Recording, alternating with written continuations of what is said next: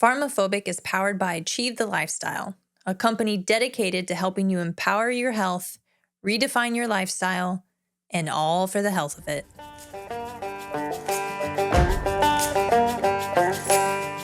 You're listening to PharmaPhobic, where we challenge the state of health in America. I'm Janie, a physician assistant, and I've seen how healthcare keeps people dependent instead of truly healthy. And I'm Dan, a veteran turned fitness pro here to uncover the truth and explore simple and sustainable health solutions. From big pharma to big food, we're exposing the conflicts of interest keeping us sick and finding better ways to take back our health. No fluff, no gimmicks, just real talk, real solutions, and a little bit of fun along the way.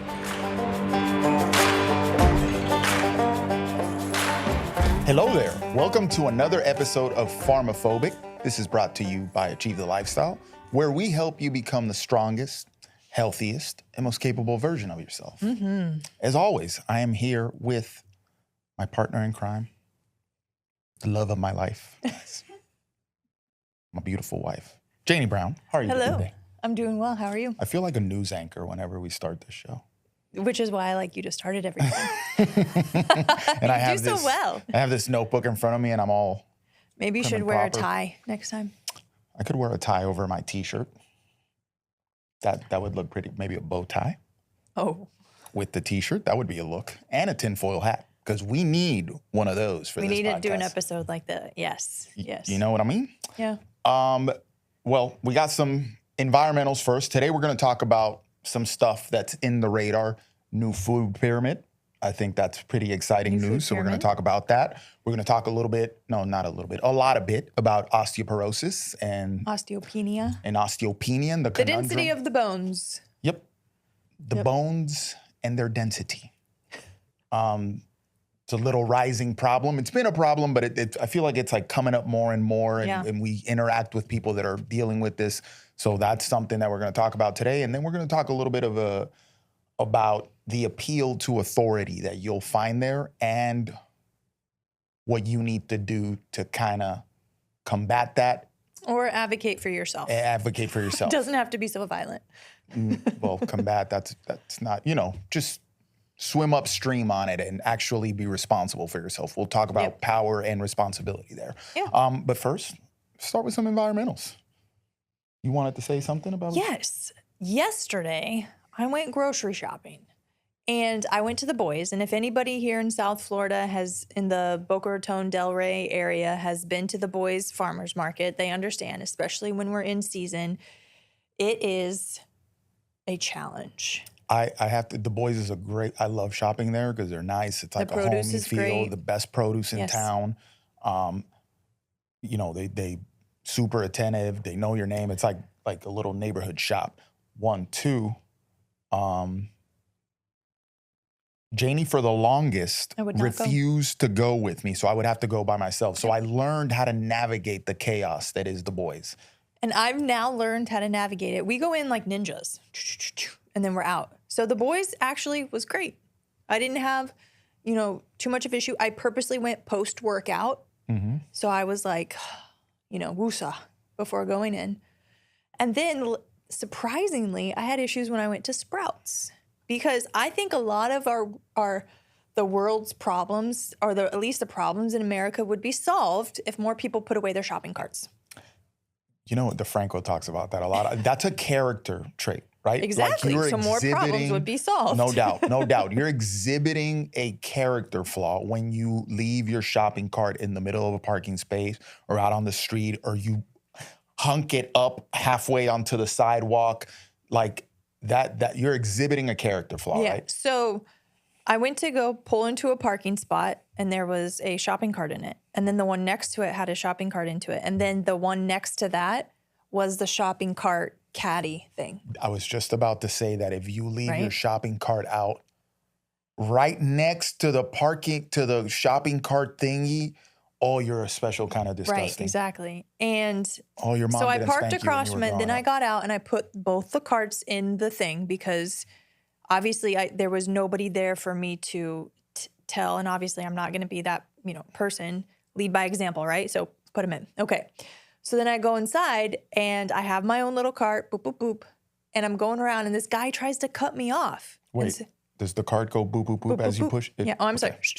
Okay. Okay, that's what I thought. And so this guy cuts me off in the aisle, and I just like take a deep breath, and he hears my deep breath. And he goes, "Oh, I'll let you go." And I was in my head, I was like, "Well, thank you," because I was anyway. But anyway, and then I'm doing the self checkout, and we're team one trip here when it comes to our grocery bags. So we have like a big reusable grocery bag, and then a small one. I put everything in the thing, and I'm gonna carry them out so I can just leave my cart in the thing right when you walk in the door, so you don't have to worry about putting it away outside. Yep. Okay. Also, benefits of being strong, so you can carry your grocery bags. Anyway, I am loading up on my shoulders my bags, and my cart's still there at the checkout thing. And this woman reaches over my cart to set her basket down. Like, she couldn't wait to put her basket down to take the self checkout thing. And I smile at her. She smiles at me, and I was like, 2 seconds. That's all I needed. Just 2 seconds. I worry about these people's gut health. So it just reminded me of, like, if everybody knows the country, the world's kind of crazy right now, right? And everyone has opinions about people, how things should be run and things going on. But make sure your own room's clean before you start to judge other people's rooms. That's all I'm going to say. Peterson. Yeah. Oh, that's a Jordan Peterson. Yeah, it reminds me of Marshawn Lynch, where he's like, take care of your chickens. Yeah. Take care of your mentals. Take care of your mentals. Yeah. So, like, put your shopping cart away. Stop being in such a rush at the grocery store. Just wait. Like, take a beat. Take a breath. Like, No, seriously, though, their gut health has to be a mess. When you're that anxious, doing that all the time, it's like you're wrecked. It's got to be a mess. Like, that's a lot of anxiety. That's a lot of, like, high stress running all the time. Or also just the lack of being able to read the room, the lack of either self-awareness and also awareness of what, it's like the same stuff at the gym. When people just don't take into account the people around them and they're just doing stuff or like putting stuff away like leaving weights out or leaving weights on a machine and then moving to another thing. It's like, it's the same thing as putting the shopping cart away. Yep. If you leave weights on a barbell or on a machine at the gym, you're probably the type that leaves the shopping cart out there in the parking lot, which means that you're a dookie head. Well, that, and then there's just something that just really grinds my gears when somebody does something that's lazy at a gym. Dookie? Wait, grinds your gears? Yeah. That's an old man expression right there. You're welcome. Because like you're not putting stuff away because that takes time and energy, but you're at a gym. Yeah. Yeah, you're trying to be fitter. You're trying to do work on yourself, but you're also being messy. That's terrible. So anyway, that was just my little rant. That's powerful. That's a character thing. Yeah. That's a character problem. So, this is a reason why I think what we do and why we talk so much here about health, quote unquote.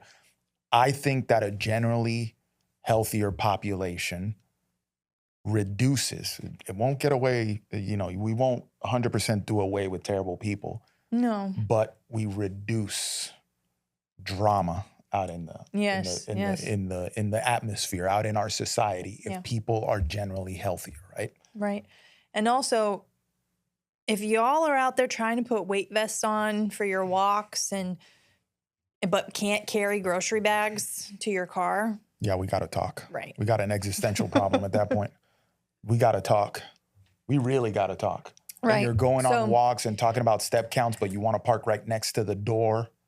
And then you don't want to walk 10 steps to put your grocery cart away. And then later when we talk about osteoporosis, carries are a highly underrated. As a weighted thing. As a benefit for bone density. And everyone's like, I don't have time to work. I don't have time to that. Well, you go grocery shopping, so why don't make that a carry? Park further away and carry your grocery bags. There you go. No doubt. People, just all this comfort, man. Like you guys. Anyway. All this comfort. I have something to say. I was recently in Ohio, Columbus, Ohio. Ohio, that's a Wu-Tang song. I'm disappointed that you went to Columbus, Ohio, and you did not go to Thurman's. I understand why you didn't, but I'm just a little disappointed. So when Dan and I were 3 months into our relationship, we moved from Texas to New York together. don't recommend for most people to do that.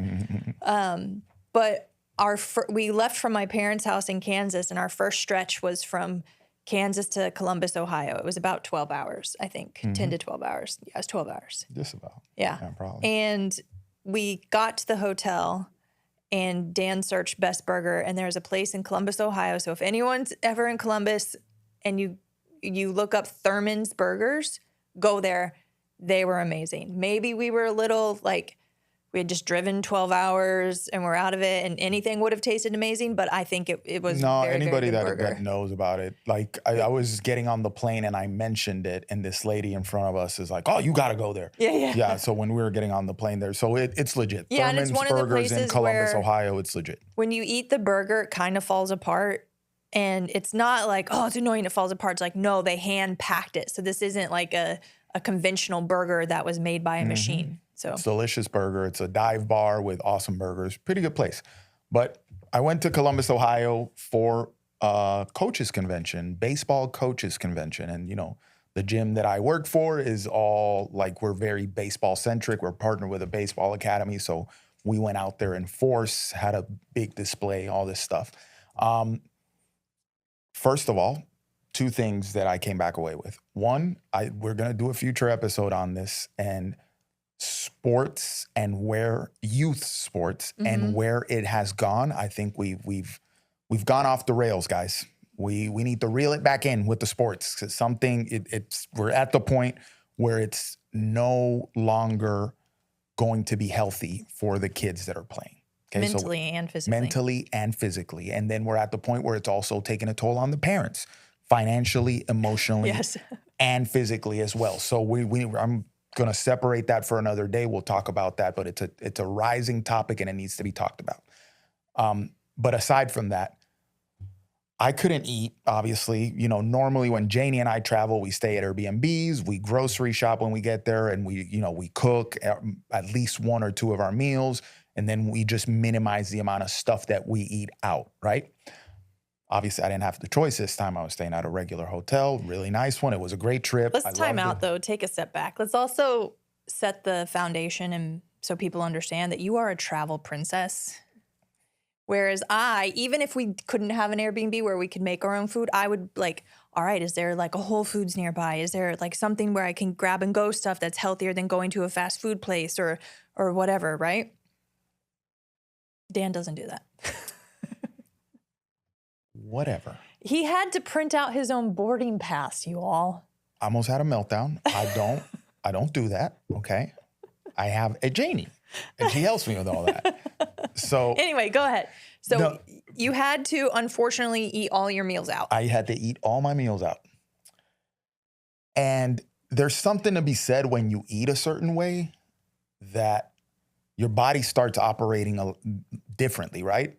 Probably closer to the way that it's meant to operate. And then when you change your things up, you can feel the difference very markedly. I'm also going to be 43 years old this year.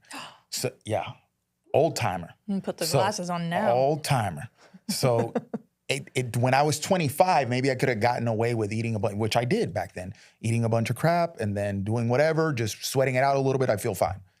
Now, anything that I put in there that's not the norm, I can feel the difference. Now, granted, I'm blessed. I don't know if it's genetics or whatever, but listen, your boy, I could take a lot, right? I don't get sick often. None of that. It's very minimal, but I hate the variations. Even though it's a little bit, I hate the variations so much because it just doesn't feel great, right? So I ended up eating out. Now, here's the thing. This is why and I explain to people why I'm so regimented with the way that I eat, and Janie is too, because she's better than me. She can say no to stuff. She doesn't have a sweet tooth as bad as me. Put a pin in that, and I'm gonna explain something when you're done, but put a pin in that. I am a recovering sugar addict.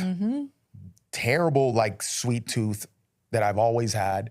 So I can't do a slice of something, a piece of this, and be satisfied. If I taste it and get the little sweet buzz in my mouth, then I'm gonna go off the rails. I want sugar on everything. I'm gonna want a whole tub of ice cream, So, and that's kind of what happened on this trip.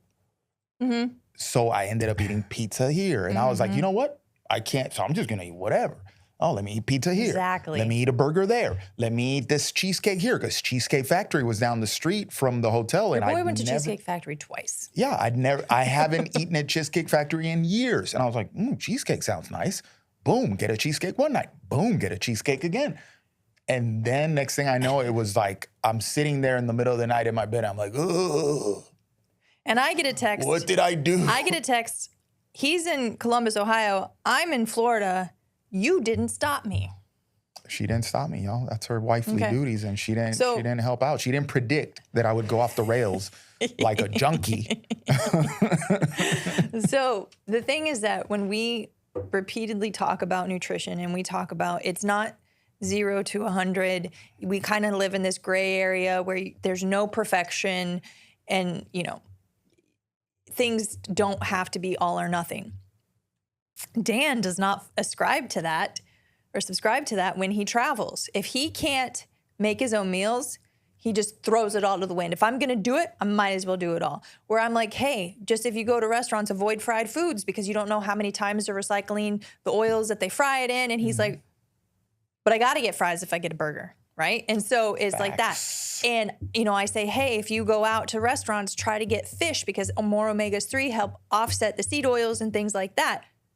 No, it's pizza. But while he's waiting for a pizza, he got a burger. And it's just, you go completely off the rails. And it's not that I say no to things. I still eat. I'll still go out. But maybe I'll choose different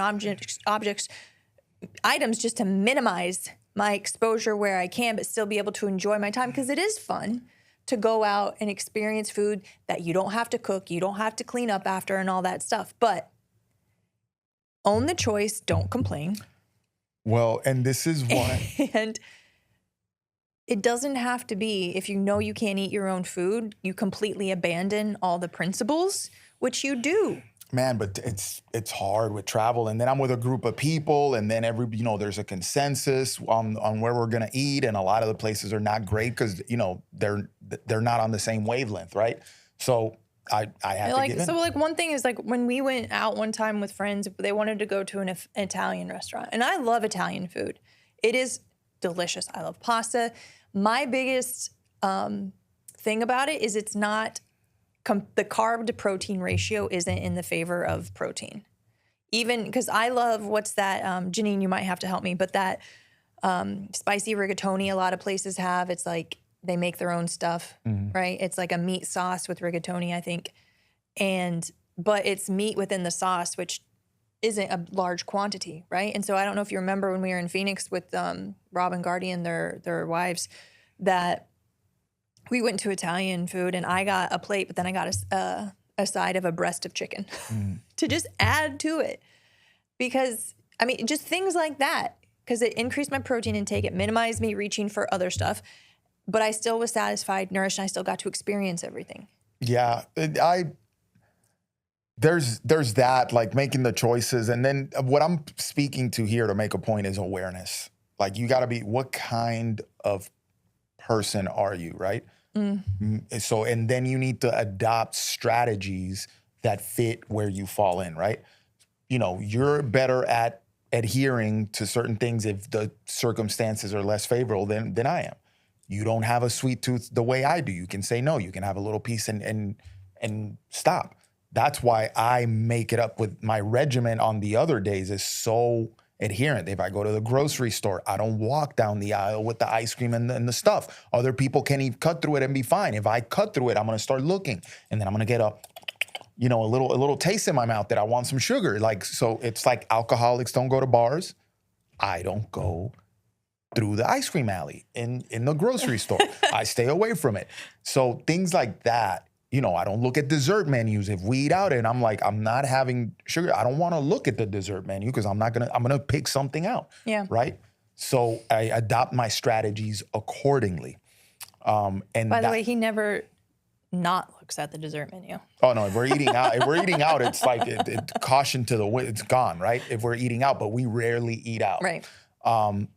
So this trip was one of those, where I'm eating out more than one meal, more than one day, and I just did not feel great. I was bloating. I offered you to send me your it. location, and I could have scoured stuff around you, but you Man, didn't do but it. I was in the throes of a bender at that point. So it was terrible. It was terrible. But I'm just reaffirming my stance here. Be like, yo, I don't know how people that have no consideration for their health eat like this every day. And then the way you feel, like your wavelength is going to be down, your vibe's going to be off, and Your you don't sleep even gets know it. Your disrupted. sleep gets disrupted, and you don't even know it. You're dealing with heartburn. Now you got to take medication for that. Terrible, terrible, terrible thing. Yeah. Now, with that in mind, that was a long intro. Yeah. Oh, we went on a little rant. But with that in mind, we're going to talk about food, right? We're going to start with the food. Oh, yeah. Health news. There's a new food pyramid. Dee-dee-dee. Hot off the presses, guys. We got a new food pyramid. Mm-hmm. And this is miraculous, and it's worthy of celebration, right? Because they basically took what we've had for ages, which was this, the base of the pyramid was all these grains and heart-healthy grains, Eat your grains, guys. Eat your oatmeal. And that was what they wanted you to eat the most of. And then they put like some fruits and vegetables in there in the middle. And then they're like limit meats and dairy and stuff. And we had that for ages. And fats for ages. That's the Ansel Keys food pyramid. Mm-hmm. That's the American Heart Association food pyramid. That's the, we have higher numbers of diabetes than ever food pyramid. Right. And they basically took it and flipped it. Right. Now the foundation, and they put it at the top. So now you're looking at this thing, old man filters on.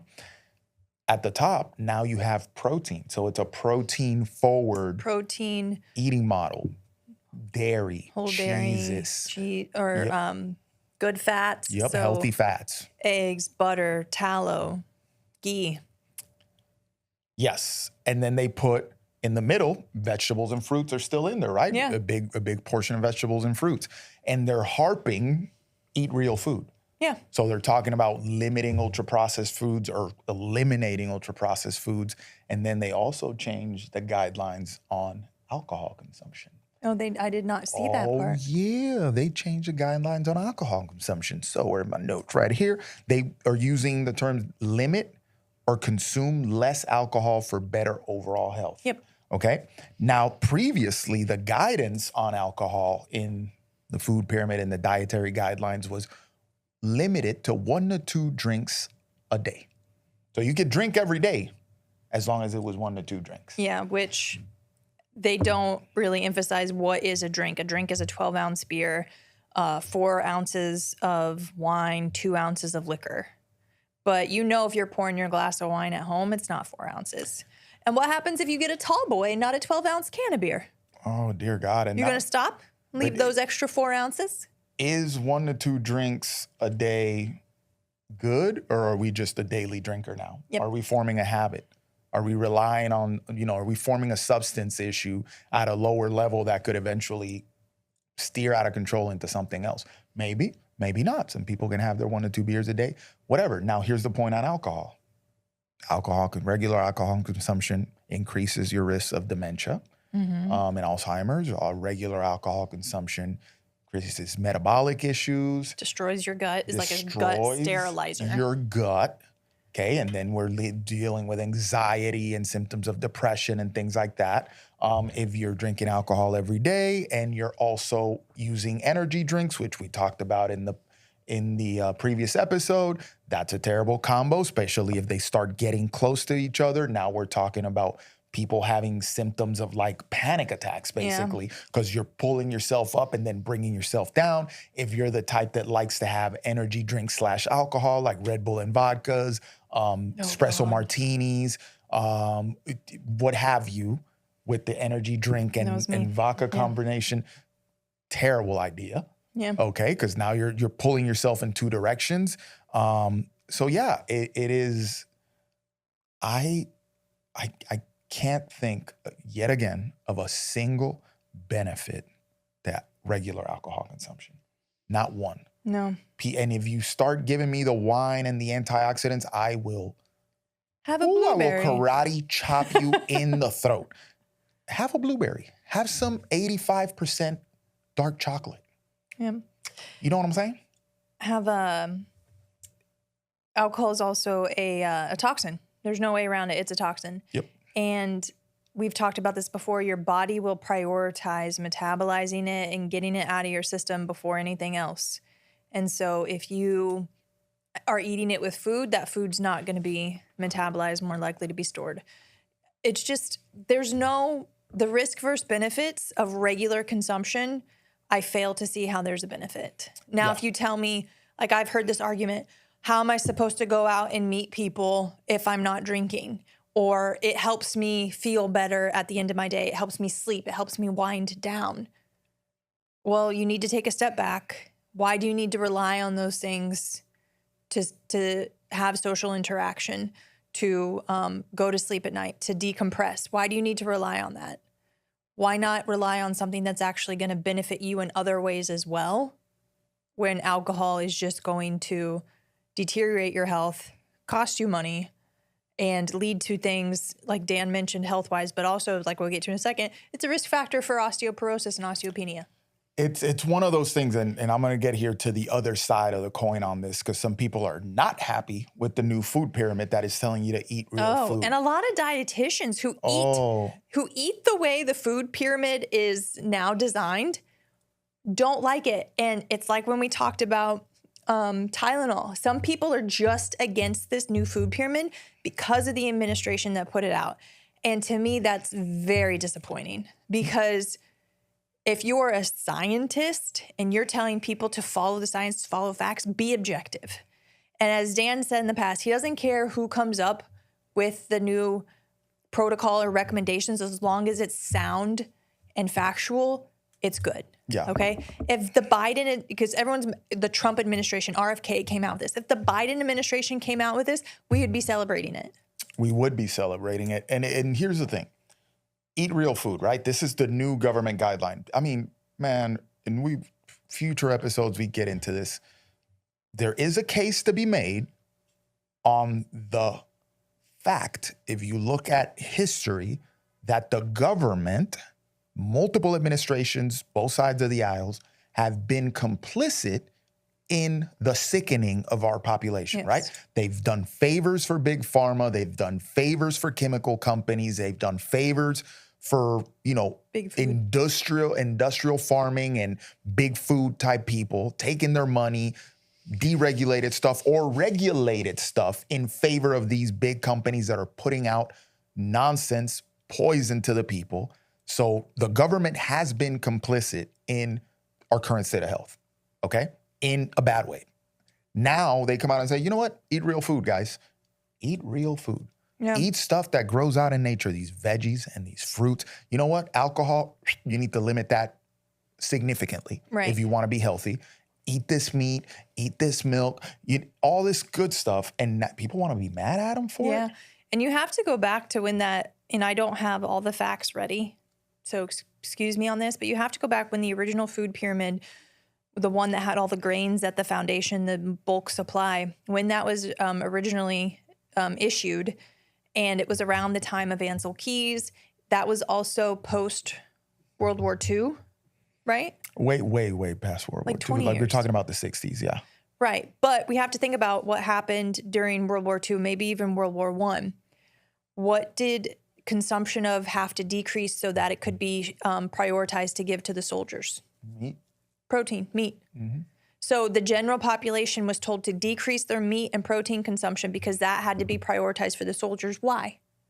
Because if you want to fight, you got to be well fed. Right. Because optimal health is found with eating good supplies of protein, right? And so at some point it was a sacrifice of us so that way we could help the people who are in the front line defending us be of optimal health. How long has it been since we've needed that? It's been a while. Right. But yet the recommendations didn't change. And we don't need to survive off of 8 loaves of bread a day anymore so that our soldiers can fight for us. We don't have to do that. I mean, they have high quality MREs now, right? But don't get me started on those MREs. But the thing is that the fact is that we know what promotes optimal health. We just refuse to share it with the general population. And we wonder why we as a nation are so sick and obese and have diabetes and heart disease. Yeah, and it was honestly time for a different approach, and it's been high time for a different approach. When you're seeing the skyrocketing, continually rising numbers of chronic illness in this country, and you keep giving people the same nonsense recommendations. Eat this super processed stuff, eat this imitation stuff. And now you flip it. You got to do something different. You keep getting the same result and it keeps getting worse. So you got to think of something else. And now you're recommending stuff that grows out in nature, that looks like stuff that we used to eat 100+ years ago regularly, and we didn't have half the diseases that we have now. Now things are starting to make more sense. You stop telling people that they could, enabling them to become daily drinkers, right? Now things start to make a little bit more sense. How could you be mad at that? Like, yo, this grows out in nature, my boy. Look at the nutrient content on this stuff that is real. Look at the nutrient content in the stuff that you've been recommending for 50 years. Some people are going to say access to these things, it's going to be more expensive. I'm just letting you know, like, what common things. And then also some people are saying that it's misleading because they still say the recommended intake of saturated fat is at a certain level. But if you're recommending red meat, butter, ghee, eggs, and things like that, you're going to exceed the recommended saturated fat. However, where were you when they had the recommendations for sugar intake, but yet the previous food pyramid would promote us to consume way more sugar than the recommended sugar intake was? Why weren't you up in arms then? Yeah. So, in the access thing, I get it, but that is not a problem with the principle. Right. That is a problem. That is a problem with the system. And you have to change the system. The principle doesn't change, right? The principle is eating real food is better for all humans. I don't care what color you are. I don't care what race, creed, nationality, socioeconomic gender status. orient. I don't care. Eating real food is better for humans. So we need to figure out how to get a system that enables people to have access to real food. We don't need to fight the principle of eating real, the scientifically, historically proven principle of eating more real food. We don't need to fight that because, other peoples want to have access to it. No, my boy, you're not going to change what is a fact, what is reality, because there's a system that is limiting people's access. It's like, okay, this is the principle. How do we get people to adhere to it? Okay?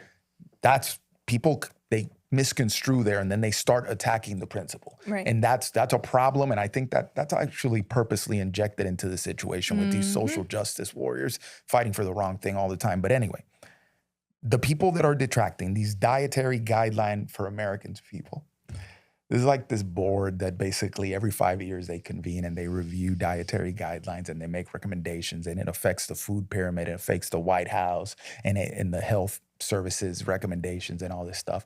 A lot of them are linked to Harvard. They're Harvard this, Harvard that, Dr. So-and-so, all these titles, right? Same people, and her name escapes me. Her first name's Fatima. Same people that 2 years ago were saying that obesity was genetic and there was nothing you could do about it, right? Same people. No, diet won't change it. This lady is on the air, on 60 Minutes saying this. No, diet won't change. No, exercise doesn't matter. It's genetic. You just gotta deal with it, right? Guys, you're obese. There's nothing you can do about it. Great message, lady. Great message. I hope that you are currently at home, not giving anybody dietary advice. So these people, they're all dropping, well, this Harvard, I'm reading the articles that are detracting the pushback on it, right? Well, Harvard affiliated, blah, blah, blah, blah. They're dropping it like it means something. Y'all, guys, 50, 60 years ago, Harvard might have meant something. This day and age, I hear Harvard this and I'm already laughing. Because the amount of nonsense that they've put out over the past couple of years has been staggering. Everything, gender ideology, this, pharmaceutical, that, ridiculous. You're bought and paid for. Your name means nothing anymore. So, points that they want to make on the other side. Saturated fat intake, like you were saying, and cholesterol levels going up due to saturated fat intake. They're basically, if you eat cheese and meat and dairy, you're going to blow your saturated fat load, and your cholesterol levels are going to go up. Ansel Keys called. He wants his dietary advice back in 1965. Okay? Newsflash. That's, I understand what you're saying. I don't think that that's right. But like, What do you mean? because Ansel Keys' dietary advice wasn't factual. Yeah, but we took it and made government policy Right. and food pyramids off of it. And that's why I'm saying he wants his advice back in 1965. This is outdated, Okay. unprovable, scientifically stuff that Right. they And have there's made more us and to more believe evidence showing longevity is seen with those who have higher cholesterol. Correct. Right. And now let's take a quick break.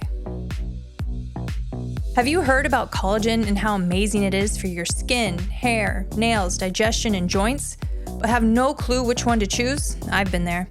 A few years ago, I stumbled upon Bubs Naturals, and let me tell you, I've been hooked ever since. Here's why I swear by them. Bubs Naturals keeps their quality standards sky high from the start to finish. Their collagen blends perfectly in coffee, or really any other beverage you love. Plus, they've got convenient to-go packs so you can stay on track wherever life takes you. And it doesn't stop there. They'll donate 10% of all of their proceeds to charities that support veterans. How awesome is that? Oh, and they've leveled up their electrolytes too. The mixed berry, that's my absolute favorite. It's light, refreshing, and not overly sweet. What sealed the deal for me? Their electrolytes are NSF certified, made right here in the USA, and just like their collagen, every purchase helps give back. So do your body a favor, head to bubnaturals.com and use my code JANE20 at checkout for 20% off every time you order. Tired of looking like you lost a fight with a powdered donut every time you work out? Yeah, I was too. That's why I ditched the messy chalk and switched to Chalkless. Chalkless is a new, clean, residue-free grip enhancer that goes on in seconds and lasts for hours. No clouds, no cleanup, just a rock-solid grip. Whether you're crushing it in the gym, dominating on the pickleball court, or hanging on a rock face like Spider-Man, Chalkless has your back. I even hit my 350-pound deadlift PR at Summer Strong using Chalkless. Locked in, zero slip, total confidence. Ready to level up your grip game? Head over to chalkless.com and use code JANEBROWN to snag 10% off your order. This is going to be where it's tricky because inflammation and high sugar intake and then coupled with high cholesterol is when you have problems. Mm-hmm. And so now, which was the problem with the previous food pyramid, because a lot of people were in this very pro-inflammatory state. And then cholesterol was trying to put out fires. And then the result of it putting out fires led to coronary artery disease, plaque buildup, things like that.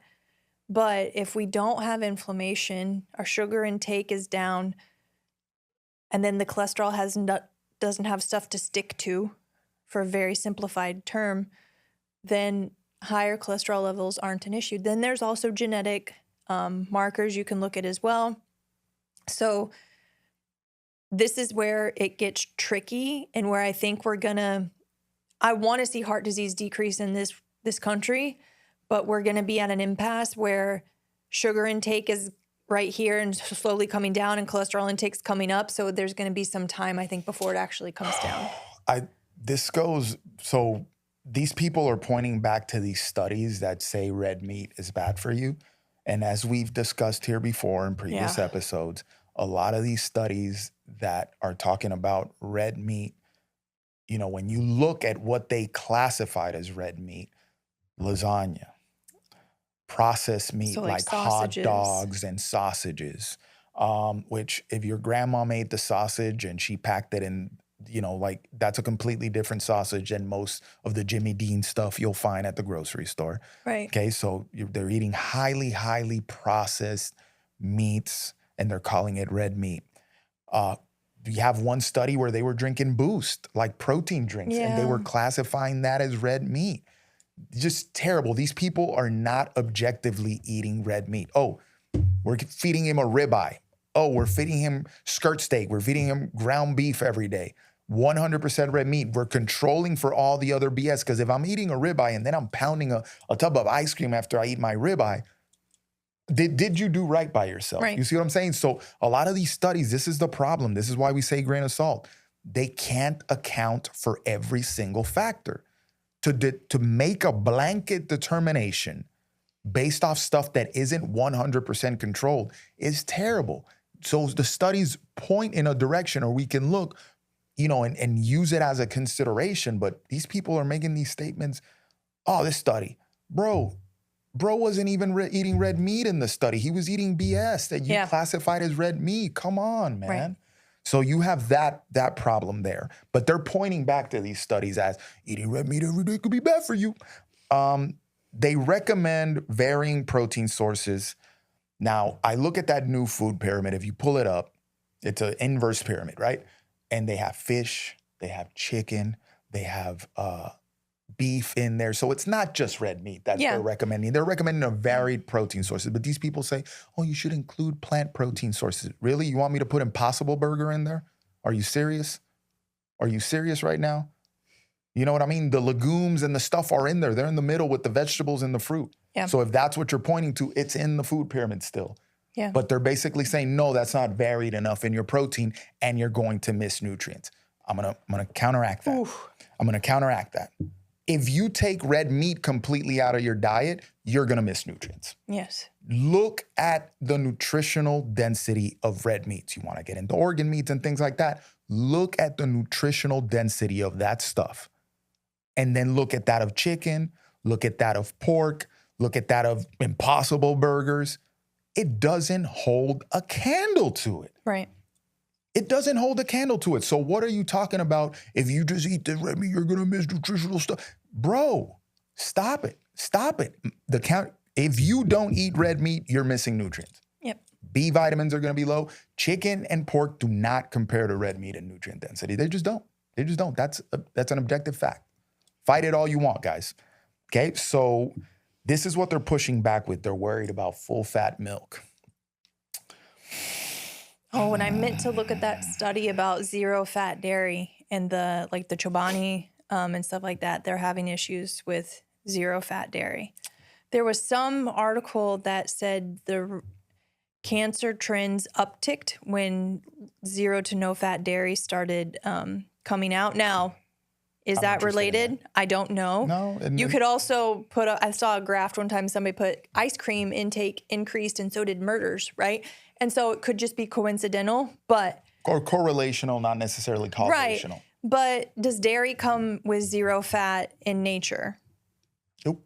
Right? And so then we just need to look at that. So to the point where when you pasteurize milk and then you separate the cream, right? Think about all the expressions that you have around cream of the milk. Cream rises to the top, right? To signify a good thing. Same thing with salt, but we'll talk about that later. Cash rules everything around me. Cream it. Okay, I'm the only one that got that. But you have all these expressions that the value of that milk is in the cream. Mm-hmm. That's the fat, right? A lot of the nutrition in milk is in the fat. When you skim it and take that out, if you're using real milk, they'll make butter with that, right? Mm-hmm. Boom, and then you have all this nutrition in butter. Now, when you take that cream off, you have this kind of nutrient devoid skim liquid that real dairy farmers, like people that are milking cows and stuff like that, they'll actually throw it away because it has no value, right? No nutrition, they'll actually throw it away. But here they are selling it to you as the more nutritional option. And what they do with regular stuff after it's highly pasteurized, super bleached, this white nutrient devoid thing, they'll re-mineralize it with synthetic stuff. Mm-hmm. And then they sell that to you as this fortified, with vitamin D. This milk, this fortified thing that you're gonna end up paying more for than the regular milk. Think about that for a second, okay? So these people are pointing to dairy as an issue.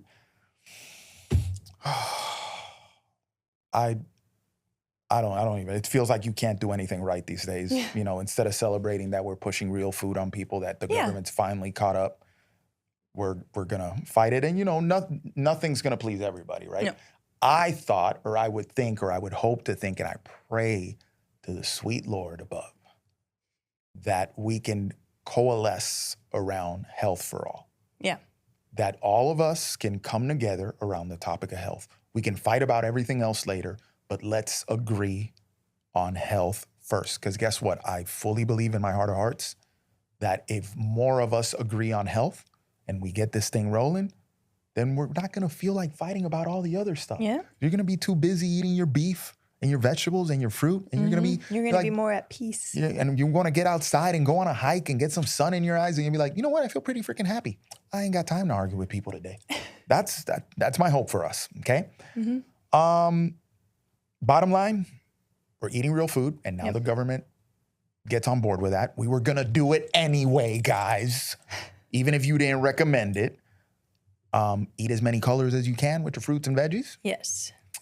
Plan your meals around protein. It's a protein-forward food pyramid now. They tell you to start with protein. Okay, thank you. And let's take that AHA, American Heart Association, Ansel Keys advice, and let's just drop it off at Ansel Keys' tomb and just let it die there, guys. Yeah. Because, oh my God, it's so outdated. And then just sprinkle statins over it. Yeah, at least bury the statins with them too. Just, disgusting stuff. Moving on. Kind of related to nutrition because we're talking about osteoporosis and osteopenia. Yes, so osteopenia is a decrease in bone density, but without the fragility that is seen with osteoporosis. So osteopenia is a precursor to osteoporosis. Now, it's diagnosed via DEXA scan. That's usually indicated for women 65 and older or postmenopausal. The T-score on that, based on what your T-score is, will dictate whether you're osteopenic or have osteoporosis. And it looks at the spine, the lumbar spine, your total hip, the femoral neck of the hip, so where the top of the thigh bone connects to the hip. And on some, they also look at the radius bone of the distal radius to the wrist. And that's because a lot of times when we fall, we reach out. And if that is decreased, that breaks. So I looked up some stats, and over the age of 50, 43.3 million have osteopenia. 50% of women over 50 will have osteopenia. Wow, that's big. That's way more than I thought. 30% of men. Yeah. That's way, and even the men, that's way more than I thought. Osteoporosis, 30%. So a third of women who go through menopause will have osteoporosis. Okay. And on DEXA scans, you can have normal bone density of your spine, but osteopenia in one hip, osteoporosis in another hip. And so it doesn't mean everywhere's one, right? So this is a concern because osteoporosis and osteopenia can lead to fractures. If somebody has a fracture, that requires some sort of hospital care, so medical cost, right? Also requires you to alter your quality of life, either short-term or long-term, depending on what is fractured. If somebody fractures a hip, which is a common place to fracture with osteopenia or osteoporosis, that leads to increased risk of hospitalization, nursing home stay, decreased quality of life, increased risk of mortality, and increased loss of independence, okay? In the grand scheme of things, if you don't have your health, you are poor. If you don't have independence, can be miserable. And so it's not so much about, am I skinny? Am I fat? Am I healthy? Am I not? What's your quality of life? And to increase your quality of life, health is a non-negotiable.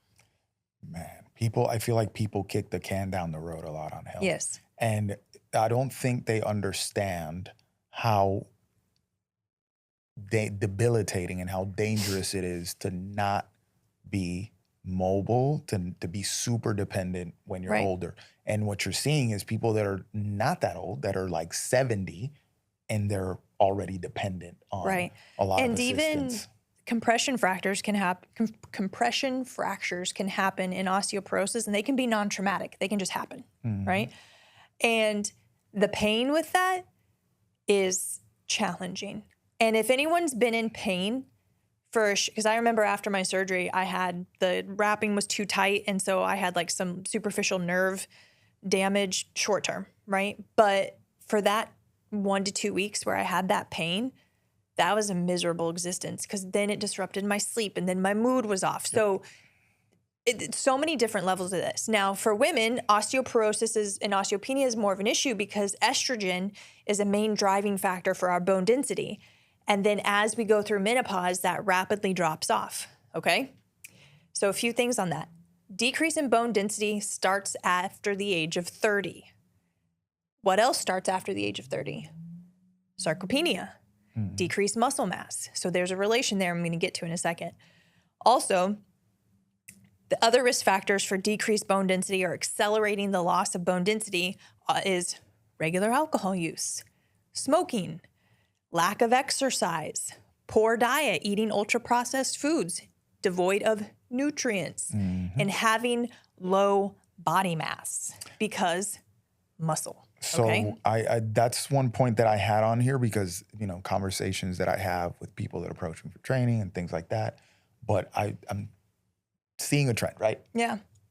Skinnier, quote unquote, healthy looking, lower body mass type women, but they're interested in strength training now because their doctor, thank God for these doctors, told them, hey, you need to lift some weights because you're osteopenic. You have osteoporosis. And I already know when they were like, oh, I'm like, why are you interested in strength training? Well, your doctor told you because you have osteoporosis or you have osteopenia. Yes. Okay. So, glad you're here. But it's like you wouldn't expect them. Because they're skinny, right? Another thing that I see with these type of people is when you throw them on an in-body, body fat percentage is super high, actually. Yes, because muscle mass is 30-something, 40% even. Tiny women. Yeah, a size 2 does not equate to optimal health. Yet a lot of women think I have to be at this certain body weight. I need to be at this certain pant or dress size to equate social health. Yep. And so that's very disheartening and it's very disappointing that as a society we're pressuring women to be smaller and smaller, and it's cycling back again, which Dan is going to go to after I'm done with this. But I never want to be frail.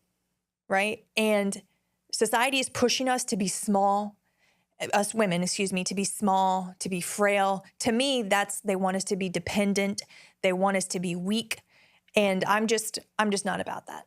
Okay? I mean, and if you're of I'm a feminist, I'm a strong, independent woman, then lift some weights, take care of yourself, eat beef.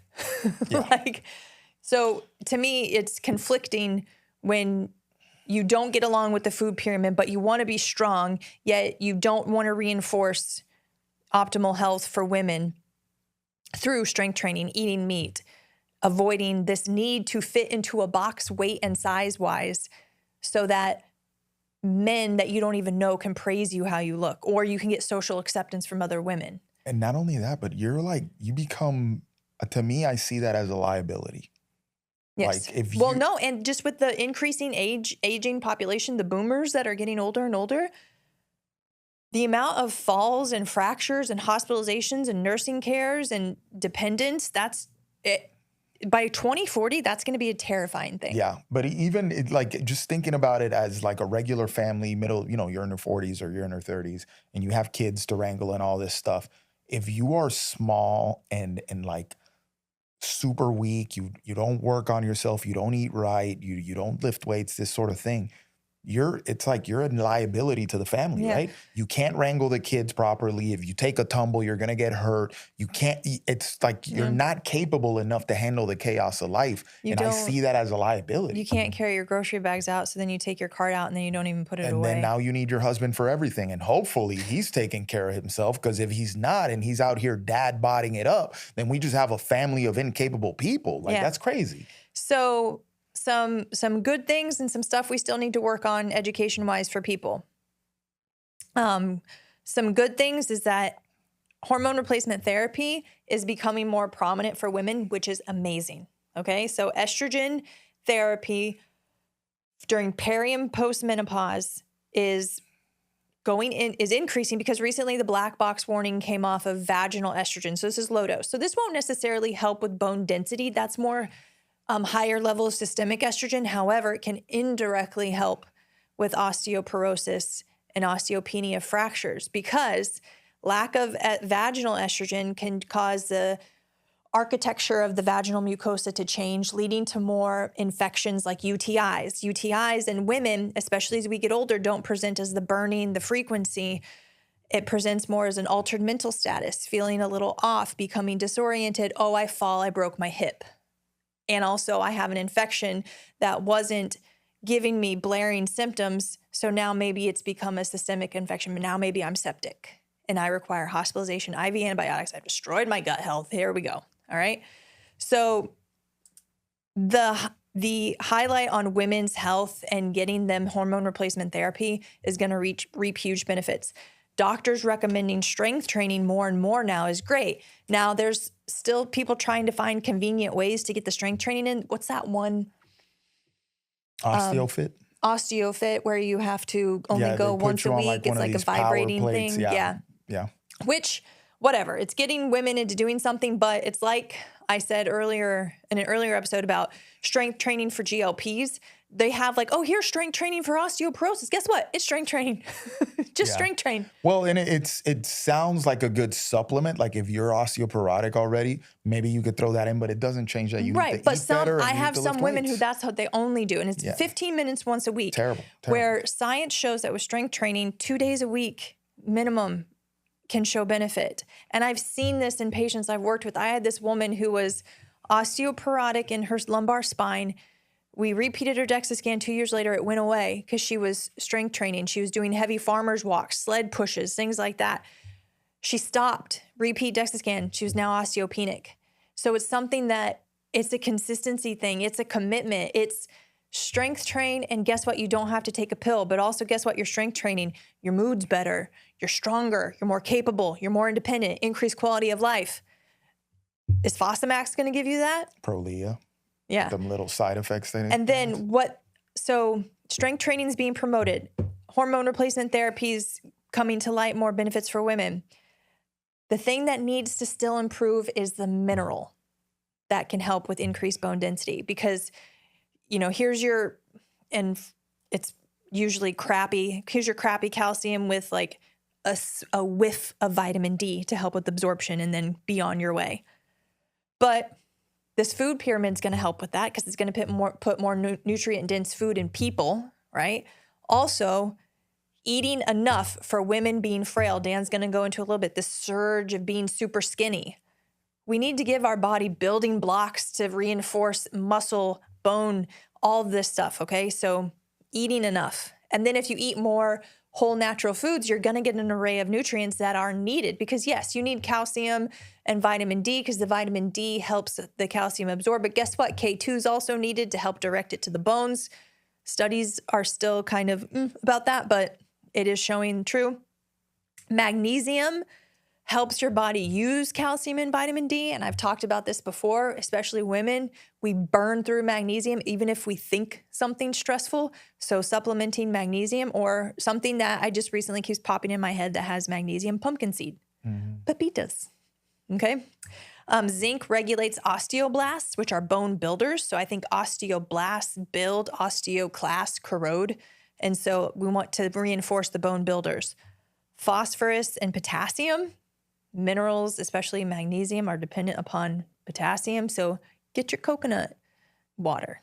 All right. Potatoes. Yeah. And you mentioned it there, but the correlation, I mean, it's probably causation at this point. Low vitamin D levels in these people, low muscle mass, right? Yeah.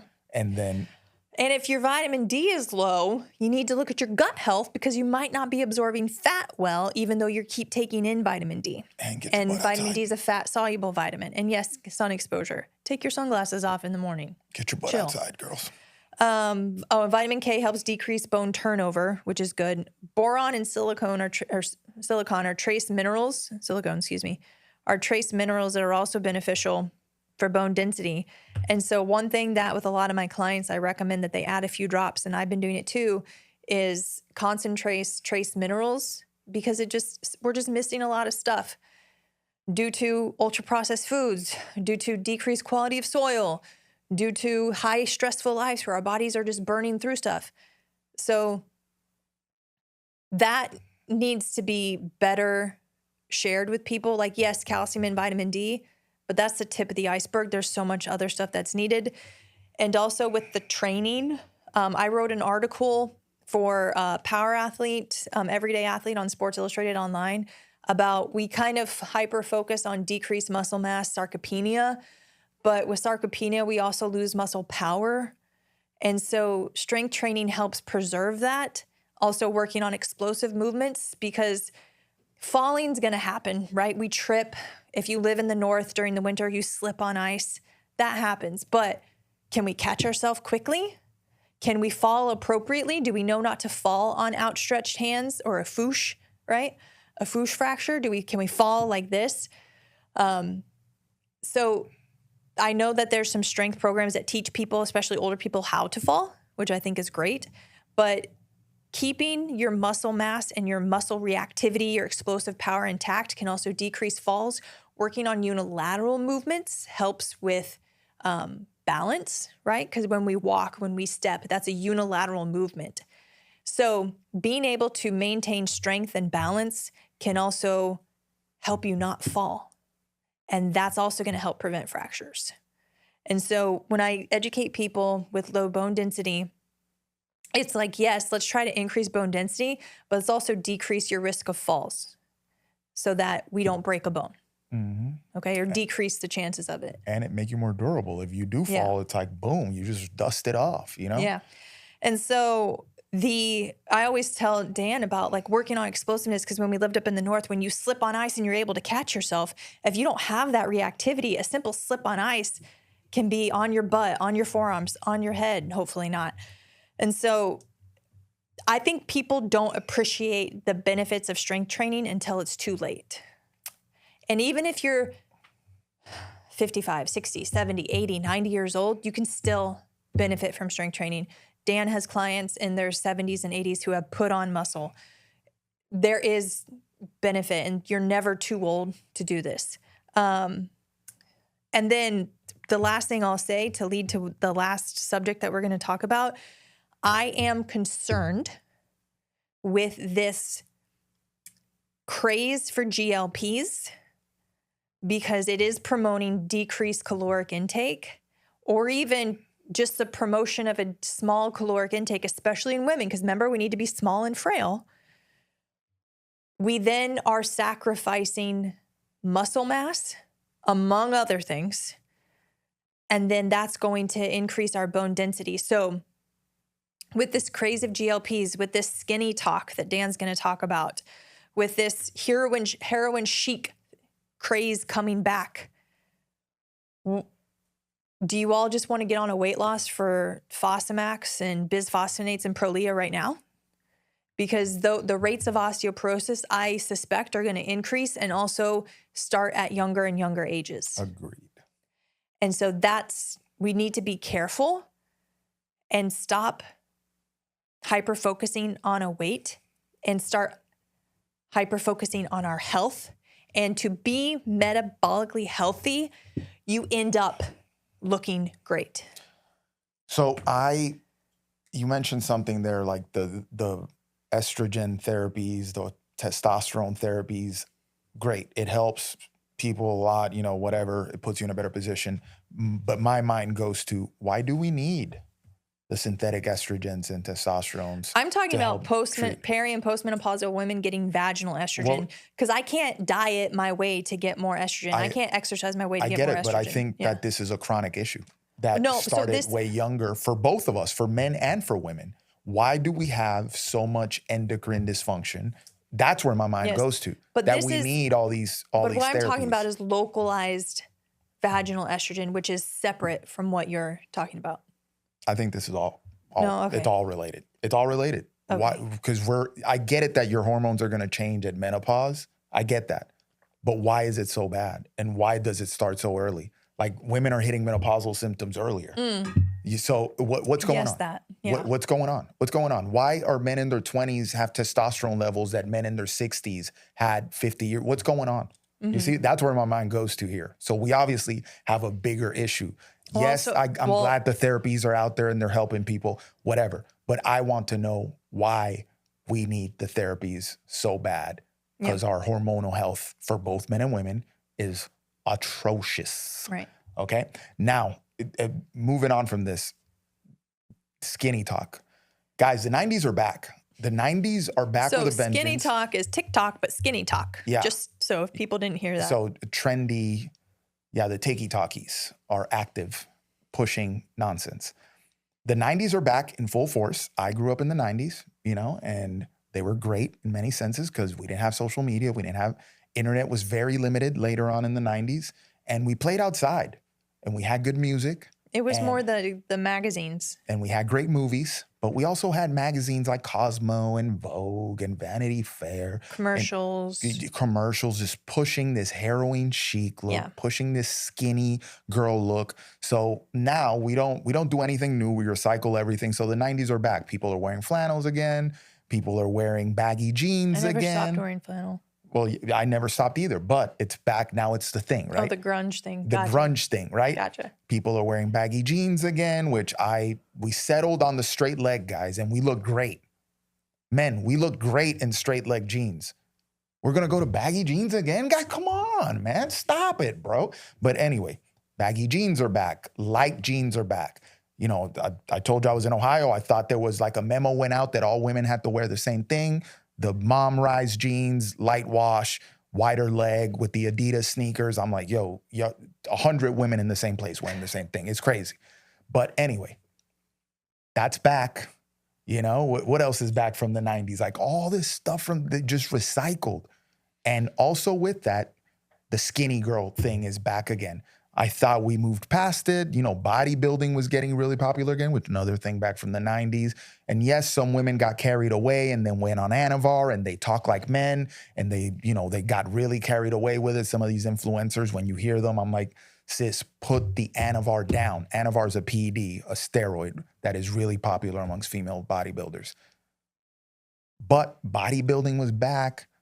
I'm like, oh, I like it. People are lifting weights. People are interested in lifting weights and putting on muscle. Cool.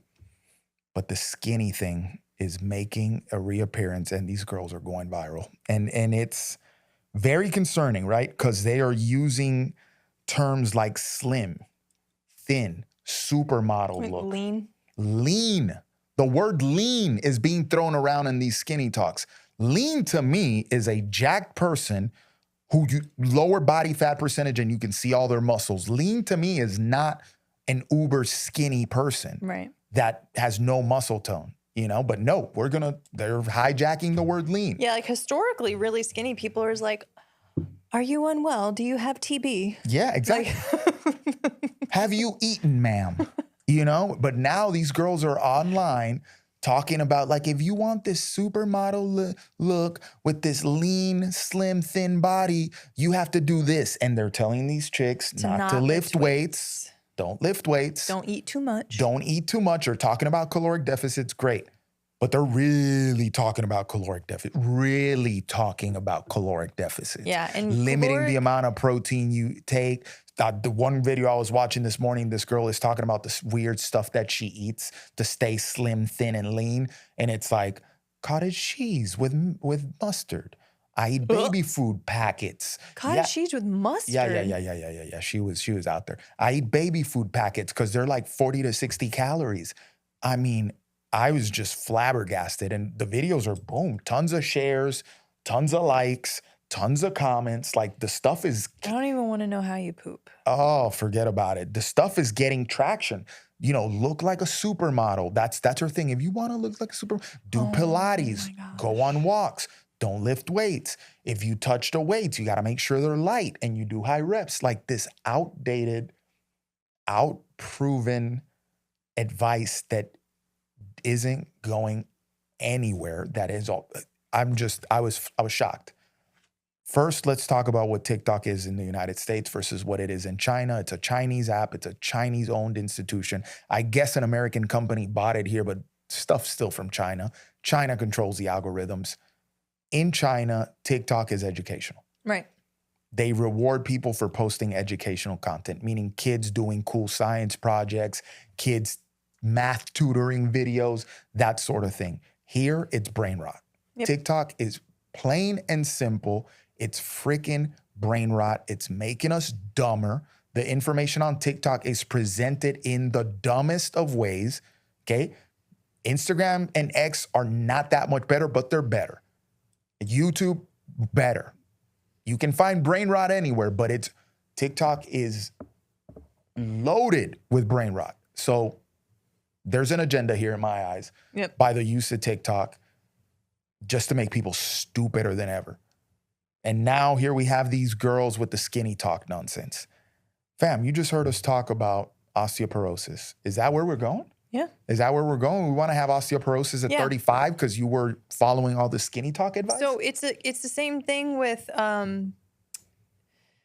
they say you want to look like a supermodel, but let's talk about that. Supermodels are paid to look a certain way. Millions of dollars. Right? Millions. And they almost have to sacrifice their health to look a certain way, Correct. right? When you go through precision nutrition's nutritional training, they are like the level 3 type clients to where we need to abandon health to help them look a certain way. It's not like let's prioritize your health and as a result you look a certain way. It's let's make you look a certain way regardless of health. You're talking about like Olympic level athletes, models who need to do photo shoots, bodybuilders who choose to use steroids because they can get on a stage and look a certain way.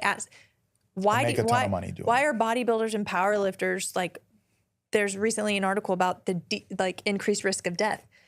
Strongmen, that's the other side of the spectrum. They have to get so big at a sacrifice to their health, but it's because they're getting paid to. If you're sitting watching TikTok, you are not being paid to be skinny, and it is a decrease of your health and well-being. So what are we doing? Yeah, it's what? So you can look a certain way, so you can get more like. I'm not on TikTok. TikTok.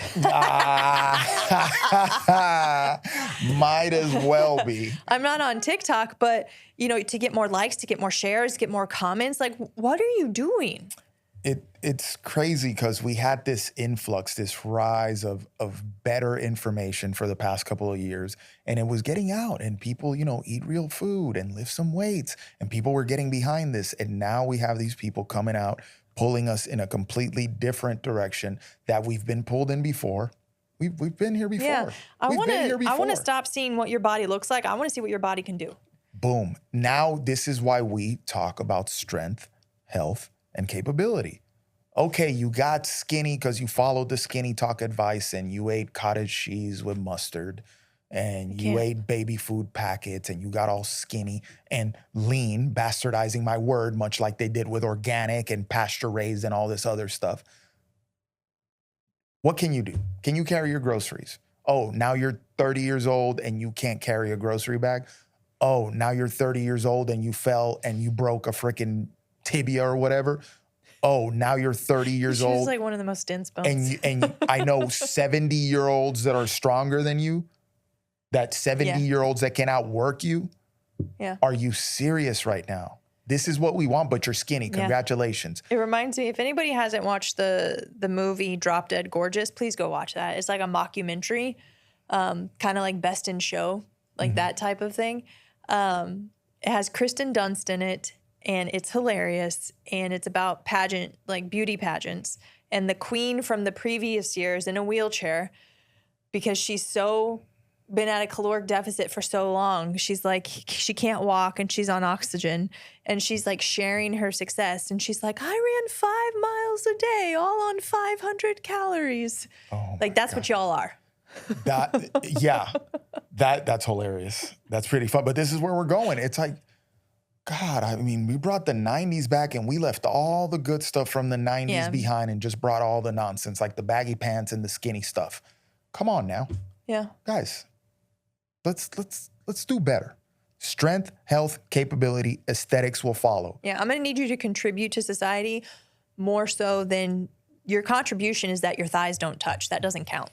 And then I asked you to, hey, can you help me put this away? And you're like, oh my God, I can barely do anything because I've been doing just walking and stretching and eating baby food packets. And you wonder why you're so tired. You wonder why you're anxious. You wonder why you have panic attacks. You wonder why you can't sleep. You wonder why you can only survive off of 5 cups of coffee today because guess what? Caffeine helps me not eat as much. Your periods ain't hitting. You ain't getting your period, so your hormonal health is wrecked. I mean, it's terrible. I think it's an agenda. That's what it all comes down to. You'll hear me say this. There's a lot of agenda pushing. Why? Because they don't want you to be the healthiest, strongest, most capable version of yourself. They just don't. There's no money in healthy people, okay? There's no money. What are you I'll buy beef from you. I'll buy some supplements from you. I'll buy some freaking real butter from you.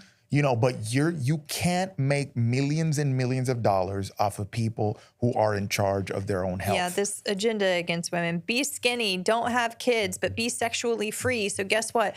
Get on birth control. Don't eat a lot. So now your mood is crap. So now you're on an SSRI, which makes you not really care. So guess what? We tell you to do X, Y, and Z. Okay, no big deal. I'll comply with whatever. Yep, exactly. There you go. Good job. To me, it's an agenda, another future episode where we'll put our tinfoil hats and we'll bring one for you guys as well. Put But it on the camera. yeah, there's an agenda of control here, right? You know, people who are fat, sick, weakened, over-medicated are easier to control than people who have all their wits about them, people who are eating And also good scared. food, people who are getting stronger, people who are living productive lives, people who have awesome relationships. You know what I mean? People who choose to see the bright side of life, right? And also people who can handle some discomfort, because to comply is to be very comfortable a lot of times.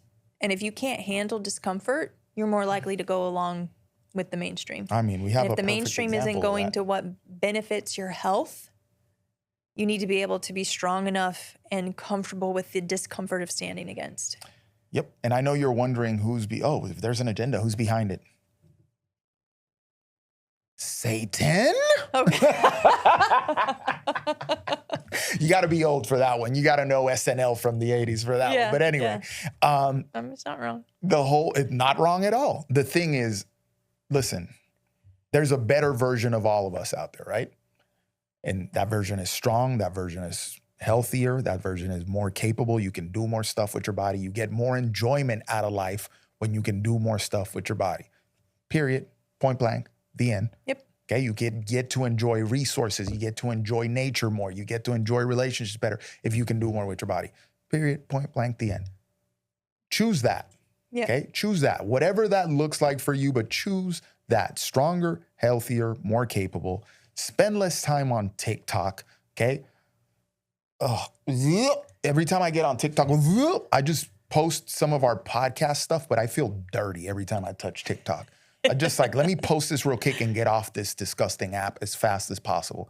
Honestly, spend less time on social media. You know, if that means that you can't engage with our content, I'm fine with it as long as you're using that time to get stronger, healthier, and more capable, Agreed. guys.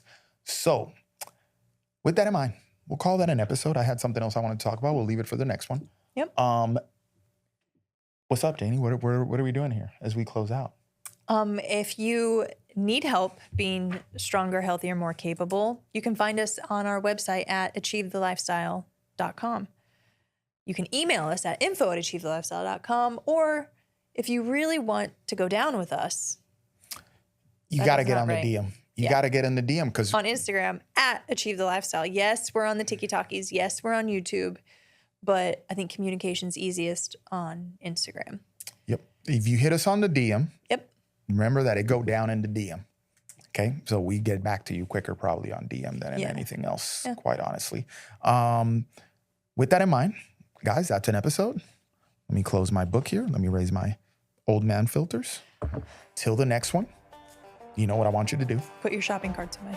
and stay pharma-free. Thanks for listening to the PharmaPhobic podcast.